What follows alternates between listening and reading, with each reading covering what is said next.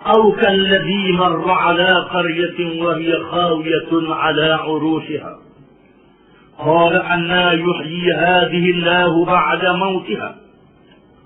Ataupun engkau mengambil pengajaran wahai Muhammad sallallahu alaihi wasallam berkenaan dengan seorang yang melalui sebuah negeri.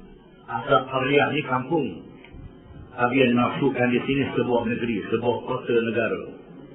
Para ulama mengatakan kota ini ialah Baitul Maqdis. Baitul Maqdis. Yang lalu sebuah negeri yang telah runtuh segala bangunannya kerana diserang oleh bala tentera Bakhtanusar. Yang satu lagi menakluk dunia, Bakhtanusar.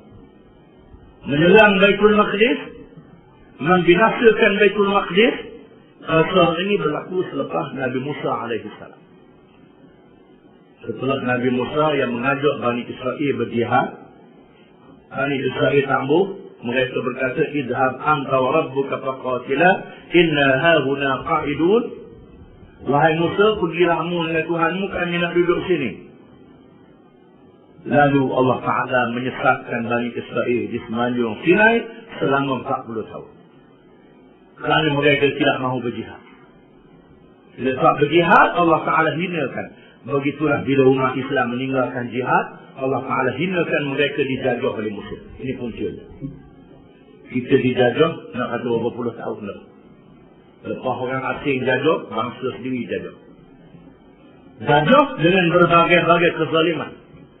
Untuk membebaskan diri memerlukan jihad. Nabi Musa diwafatkan. Didahului oleh Nabi Harun diwafatkan. Yusha' bin Nun masuk ke Palestin dan membebaskan Palestin daripada penaklukan kaum Jabbarin. Dan berdirilah kerajaan Bani Israel di Palestin apabila mereka durhaka kerana Allah. Mereka diserang oleh bala tentera Bakhtanusar. Apabila Sayyidina Umar menghantar Sa'ad bin Abi Waqqas supaya menunaikan kewajipan memimpin tentera Islam untuk berperang dengan Parsi. Sayyidina Umar kata, ya Sa'ad, usika wa man ma'aka minal ajnabi bitaqwallah wa innama nusirna bima'siyatil adu. Wahai Sa'ad, aku berpesan kepadamu dan kepada bala tentera bersama denganmu supaya bertakwa kepada Allah dan dengan mengikut segala perintahnya dan meninggalkan maksiat. Sesungguhnya kita diberi pertolongan oleh Allah dengan maksiat yang dilakukan oleh musuh. Sekiranya kita mengerjakan maksiat, oleh kerana musuh lebih ramai daripada kita, lebih kaya daripada kita, lebih banyak persediaan daripada kita, maka kita tidak boleh mengalahkan mereka. Jangan kamu berkata kita ni baik, kita ni orang beriman, kita ni orang Islam, tetapi kita mengerjakan maksiat. Jangan ingat, bila orang Islam mengerjakan maksiat, Allah pernah membinasakan Bani Israel apabila mereka ditentang oleh bala tentera Bakhtanusar. Ini kisahnya. Tentera Bakhtanusar menakluk Baitul Maqdis, negeri Palestin. Kaum Bani Israel diburu di celah-celah lorong, ditawan dan diperhambakan oleh musuh. Mereka dimusnahkan. Baitul Maqdis dimusnahkan. Hancur, dibakar hangus Baitul Maqdis. Tiba-tiba lalu, orang yang lalu ini melihat berlakunya kematian, berlakunya kemusnahan bandar Baitul Maqdis. Siapakah orang ini? Yang berkata, qala anna yuhyi hadhihi Allahu ba'da mautiha. Bagaimana Allah akan membinakan semula negeri ini sesudah rasak binasa. Setelah matinya, bagaimana nak bangun semula? Setengah ulama, Sayyidina Ali karramallahu wajhah mengatakan orang ini ialah Uzair. Uzair alaihi salam. Seorang Nabi di kalangan Bani Israel. Ada ulama mengatakan bukan Uzair. Ada ulama mengatakan orang yang saleh, orang wali saja. Bukannya Nabi, ini khilaf ulama. Tak jadi masalah. Apa yang penting, kita mengambil pengajaran daripada kisah ini. Orang ini, Sayyidina Ali kata orang ini adalah Uzair. Ulama mengatakan Uzair ini ialah Nabi di kalangan Bani Israel. Bila dia melihat kemusnahan Baitul Maqdis, dia merasa sedih dan pilu dan berkata, "Anna yuhyi hadhihi Allahu ba'da mautiha." Bagaimana Allah akan menghidupkan, membinakan semula negeri ini sesudah matinya Ghasak binasanya? Fa'amalakahu Allahu mi'ata 'amin thumma ba'atha. Lalu Allah mematikan dia selama 100 tahun. Bila dia cakap itu, Allah Ta'ala nak ajar dia dan menjadi pengajaran kepada orang yang kemudian. Allah Ta'ala matikan dia. Selepas 100 tahun Allah Ta'ala hidupkan dia semula. Ulama mengatakan pada masa menghidupkan dia, dihidupkan mata dia dulu. Mata dia nampak dulu, tengok. Mata dia tengok, tubuh dia dalam keadaan membujuk, tak boleh nak buat apa. Dan tengok, kerja dia dah tinggal tulang. Allah Ta'ala mematikan dia selama 100 tahun. Qala kam labista. Lalu ditanyakan kepadanya, Allah bertanya beri, Tuhan tanya dia, kam labista, berapa lama mu duduk sini? Ulama meriwayatkan kematian yang berlaku di waktu pagi. Hidup dia waktu petang. Setelah 100 tahun. Dia mati pagi, lepas 100 tahun dia hidup petang pula. Ditanya kepadanya, kam labista. Lama-lama yang kau duduk di sini. Qala labistu yawman aw ba'da yawm. Dia berkata, saya tinggal di sini selama 1 hari ataupun setengah hari je. Dia rasa betul. Oleh kerana dia ingat dia waktu pagi, lepas tu tak sedar.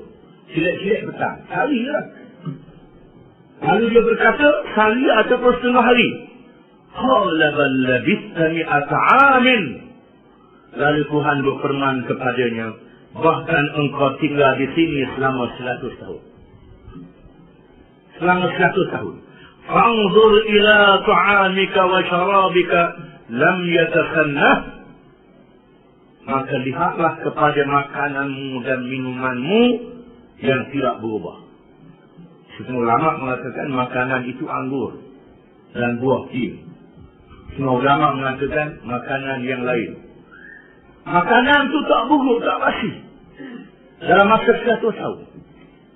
Tak buruk, tak basi, makanan itu dalam keadaan tidak berubah. Ini Tuhan nak tunjuk ke dia. Tetapi kerja yang dia naik tulang, berselewok.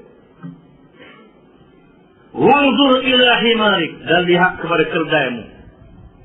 Tengok berhimar, himar ni keldai. Dalam bahasa Melayu keldai, tak himar. Lihat kepada keldaimu.